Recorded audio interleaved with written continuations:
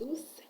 Alors ce matin, j'aimerais encourager quelqu'un. La Bible déclare qu'il y avait une femme qui avait une perte de sang depuis 12 ans. 12 ans, pendant 12 ans, elle avait des problèmes de perte de sang. Elle a entendu parler du Seigneur Jésus et elle s'est dit en son cœur, si je puis seulement toucher le pan de son vêtement, j'obtiendrai la guérison. Alléluia. Et vraiment, la foule était nombreuse. Elle était là au sol, en train de marcher, d'avancer, et elle a pu toucher le vêtement de Jésus. Et tel qu'elle avait souhaité, le Seigneur a permis qu'elle puisse être restaurée après 12 ans de problèmes de perte de sang. Imaginez-vous, vous les sœurs, vous qui avez des menstrues, imaginez pendant 12 ans, vous avez des menstrues incessantes. Imaginez ce que ça peut faire. Non seulement ça épuise, et surtout lorsque les menstrues sont douloureuses, ça fait mal, c'est compliqué. Imaginez les dépenses en termes de serviettes hygiéniques, en termes de couches, etc.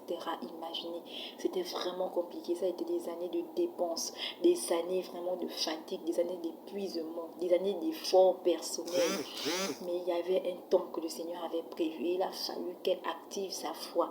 Il a fallu qu'elle active sa foi et qu'elle se dise, si seulement je touche ce vêtement, j'obtiendrai la guérison. Alléluia. Et imaginez-vous qu'aujourd'hui c'est différent. Là, nous n'avons plus à toucher le pan du vêtement de Jésus. Nous avons Jésus en nous. C'est-à-dire que nous-mêmes, nous sommes le vêtement de Christ.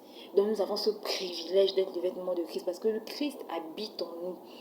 Mais bien aimés, pourquoi nous ne saisissons pas cette opportunité pour dire que Seigneur, je proclame la guérison dans ma vie. Normalement, aucune maladie ne peut me tenir captive dans le nom puissant de Jésus. Nous voulons profiter à réaliser ces paroles, à réaliser ces réalités dans nos vies. Bien-aimés, réalisons ces réalités dans nos vies. Ce sont des réalités vraiment bibliques, ce sont des réalités écrites, ce sont des vérités. Aujourd'hui, nous sommes le temple du Seigneur. Nous n'avons plus à poursuivre un vêtement. Nous n'avons plus à courir vers un vêtement qu'il faut attraper.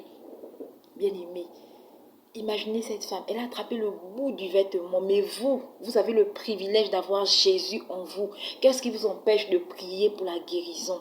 Qu'est-ce qui vous empêche de prier, de bénir quelqu'un vraiment qui ne se sent mal, qui se sent dans la souffrance? Qu'est-ce qui vous empêche de le faire?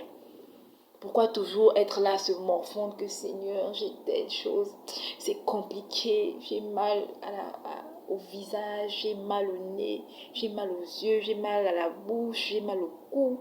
C'est difficile. Alors que vous avez la possibilité de proclamer la guérison dans la vie de quelqu'un.